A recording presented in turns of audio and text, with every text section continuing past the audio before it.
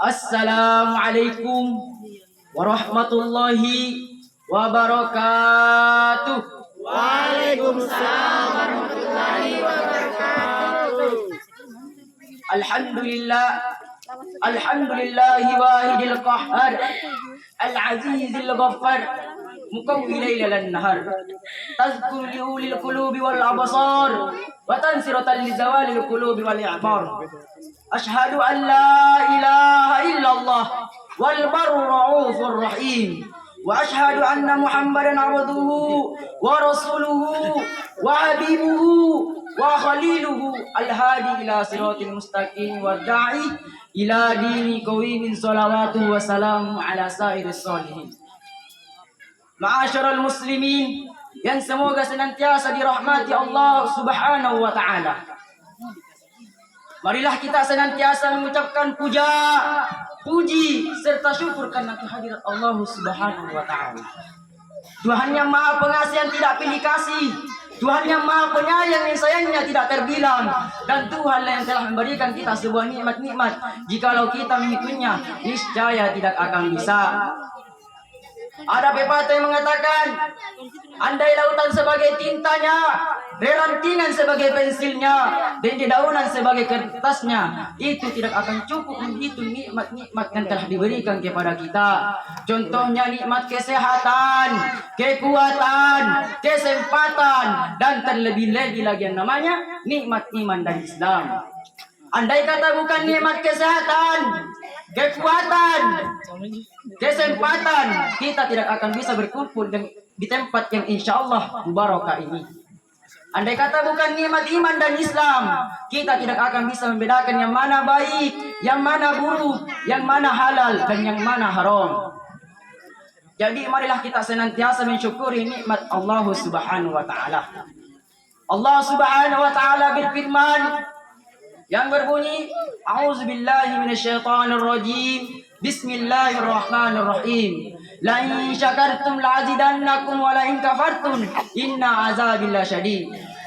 Yang artinya, barang siapa yang mensyukuri nikmatku maka aku akan menambahkannya, dan barang siapa yang mengkufurinya maka sungguh azabku sangatlah pedih. Dari firman Allah Subhanahu wa taala ini, kita diperintahkan untuk mensyukuri nikmat-nikmat yang telah diberikan kepada kita. Jikalau kita tidak mensyukuri nikmat Allah Subhanahu wa taala, maka sungguh azab Allah sangatlah pedih. Dan tidak lupa pula kita kirimkan salat menyertakan salam kepada mahkotanya Abdullah, perhiasannya Siti Aminah, dan kekasihnya Siti Khadijah. Siapa lagi kalau bukan Nabiullah Muhammad sallallahu alaihi wasallam. Ialah Nabi yang membawa kita dari zaman gelap gulita menuju zaman terang benderang. Ialah Nabi yang merangkul musuh menjadi kekasih. Ialah Nabi yang dijuluki sebagai rahmatan lil alamin, rahmat bagi seluruh alam. Hadirin yang semoga senantiasa dirahmati Allah Subhanahu wa taala. Di dalam kitab Taqrirus Sadidah, musannif menulis bahwasanya ada dua hal yang membatalkan puasa. Yang pertama ialah membatalkan puasa beserta dengan pahalanya, dan yang kedua ialah menghapus atau membatalkan puasa saja, pahala puasa saja. Nah hadirin yang semoga senantiasa dirahmati Allah Subhanahu wa taala, saya akan jelaskan sedikit yang menghapus pahala puasa saja. Nah kembali di dalam kitab Taqrir disebutkan bahwasanya ada 6 perkara-perkara yang menghapus pahala puasa di dalamnya. Yang pertama ialah ghibah, yang kedua an-namimah, yang ketiga dusta, dan yang keempat melihat sesuatu yang haram atau yang halal namun ada syahwat. Yang kelima sumpah dusta, dan yang terakhir ialah perbuatan-perbuatan atau perkataan-perkataan yang keji atau buruk. Hadirin yang semoga senantiasa dirahmati Allah Subhanahu wa taala. Yang pertama ialah ghibah.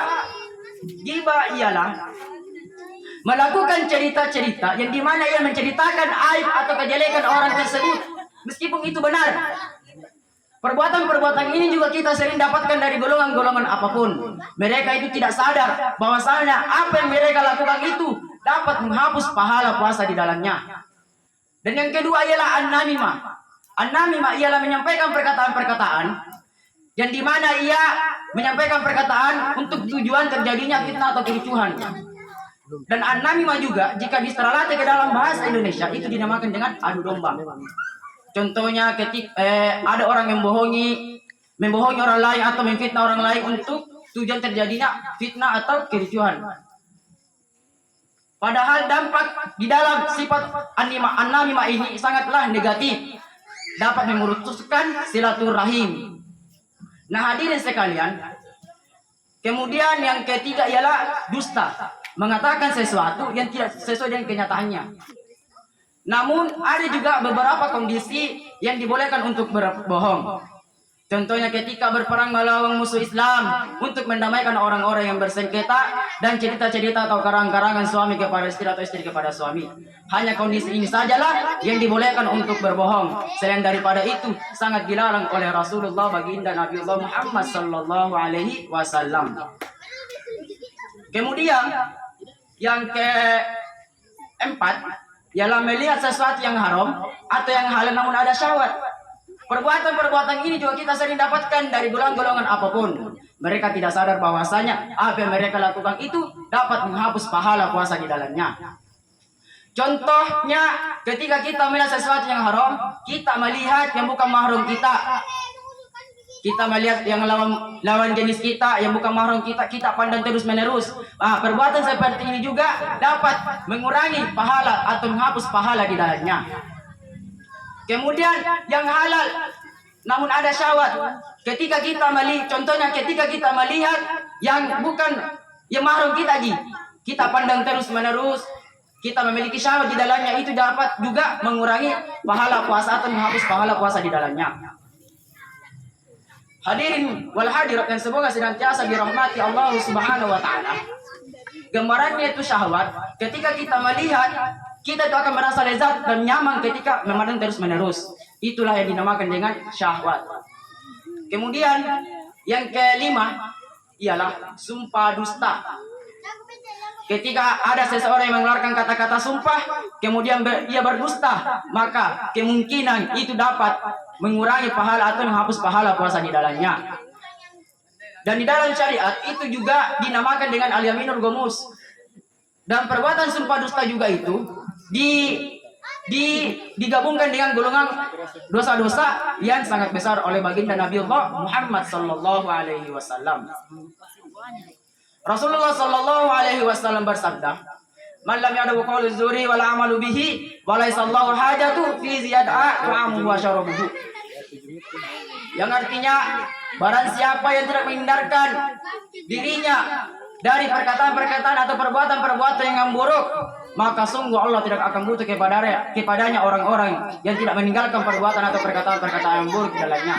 Ini juga contoh yang keenam, yang terakhir itu juga mencangkup daripada yang lima ini. Yang pertama ialah ghibah, yang kedua an-namimah, yang ketiga dusta, yang keempat melihat sesuatu yang haram atau yang halal namun ada syahwat, yang kelima ialah sumpah dusta, dan yang keenam ini tadi perbuatan-perbuatan atau perkataan-perkataan yang buruk. Jadi Allah Subhanahu wa taala itu tidak butuh kepada orang-orang yang berpuasa namun tidak menghindarkan dirinya dari perbuatan-perbuatan atau perkataan-perkataan yang keji atau buruk. Karena di dalam puasa ini ada yang kita capai, yaitu gelarnya orang muttaqun. Apa itu gelarnya orang-orang muttaqun? Ialah orang-orang yang bertakwa. Sedangkan pengertian takwa di dalam syariat Islam yaitu melakukan perintah-perintah Allah Subhanahu wa taala dan menjauhi larang-larangan oleh Allah Subhanahu wa taala. Jadi, pada kesempatan kali ini, jikalau kita ingin mendapatkan gelar-gelarnya muttaqun oleh di sisi Allah Subhanahu wa taala, ini tadi dengan menghindarkan perkara-perkara yang enam ini tadi. Nah, itulah bagaimana caranya kita bisa mendapatkan gelar-gelarnya muttaqun di sisi Allah Subhanahu wa taala. Mungkin ini yang saya bisa sampaikan, kurang dan lebihnya mohon dimaafkan. Jikalau ada kata-kata yang salah, itu datangnya dari saya sendiri, karena manusia itu tidak akan bisa terhindar dari yang namanya dosa dan salah. Saya kira dengan mengucapkan unzur mangkila wala tanzur mangkola. Lihat apa yang diucapkan dan jangan lihat siapa yang berucap. Assalamualaikum warahmatullahi wabarakatuh. Waalaikumsalam.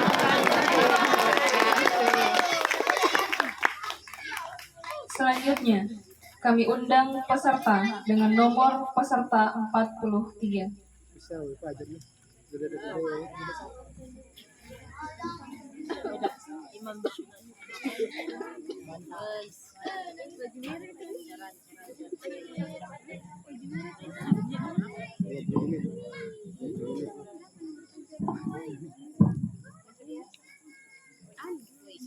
Bismillahirrahmanirrahim. Assalamualaikum warahmatullahi wabarakatuh.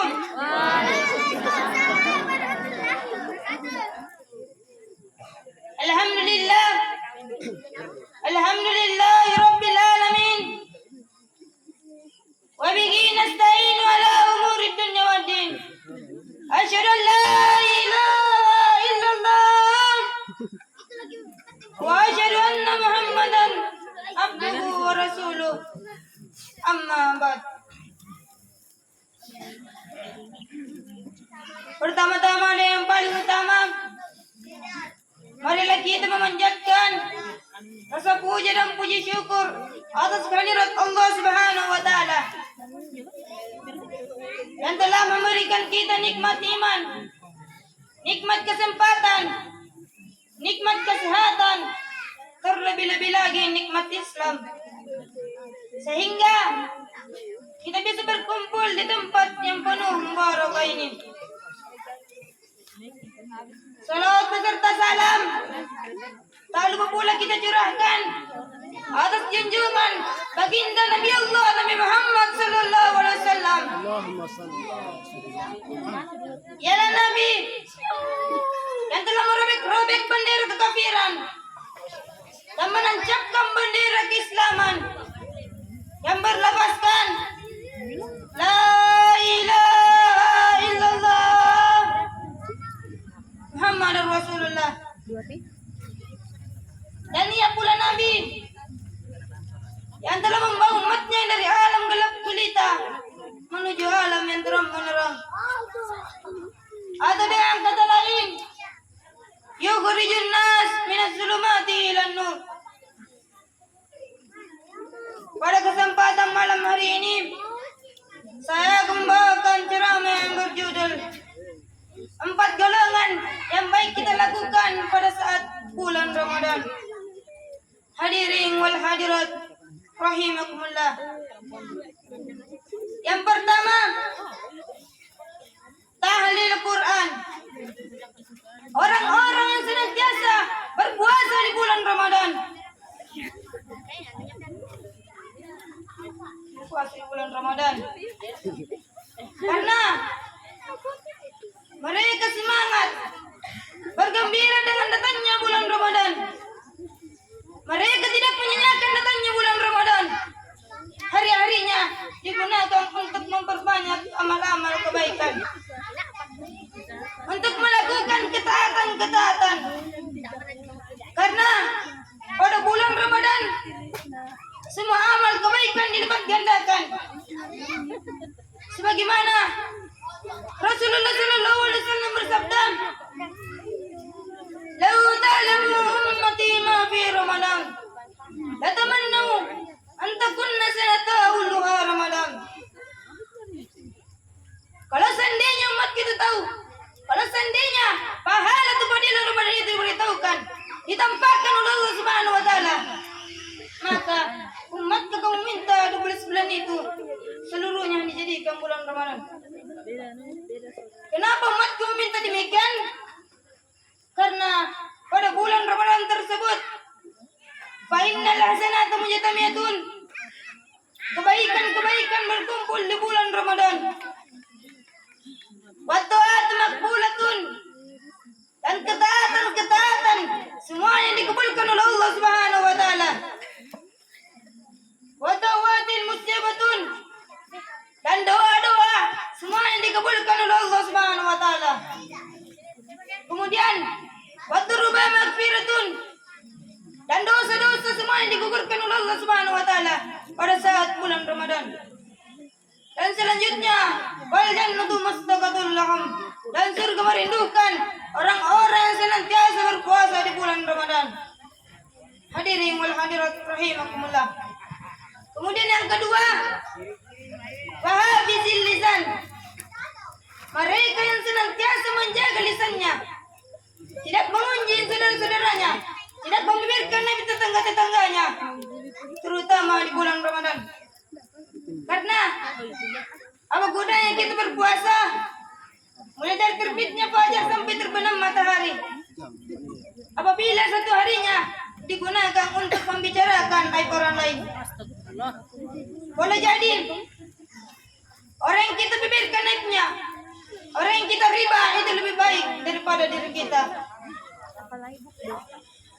Kemudian yang ketiga, wa mutaimil jan. Mereka yang senantiasa memberi makan kepada orang yang lapar, apalagi di bulan Ramadan. Karena banyak orang-orang fakir yang membutuhkan urutan kita, banyak saudara-saudara kita yang miskin yang membutuhkan bantuan kita. Maka sepantasnya lah baik kita yang mempunyai harta lebih, sepatutnya lah membantu saudara-saudara kita yang fakir maupun miskin. Ini sangat utama dan sangat baik apabila dilakukan di bulan Ramadan. Kemudian yang keempat, orang-orang yang senantiasa memperbanyak bacaan Al-Qurannya, terutama di bulan Ramadan. Karena bacaan Al-Quran di bulan Ramadan, satu huruf pahalanya akan dilipat gandakan oleh Allah Subhanahu wa taala.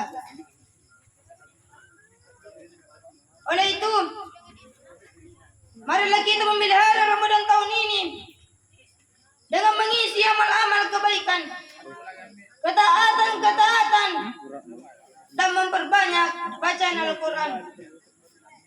Hadirin wal hadirat rahimakumullah. Mungkin cukup sekian ceramah yang saya bisa sampaikan. Kurang lebihnya mohon dimaafkan. Wallahu muwaffiq lakum min thariq. Assalamualaikum warahmatullahi wabarakatuh. Waalaikumsalam warahmatullahi wabarakatuh. Selanjutnya, kami undang peserta dengan nomor 37. Siapa 37? Sudah minum.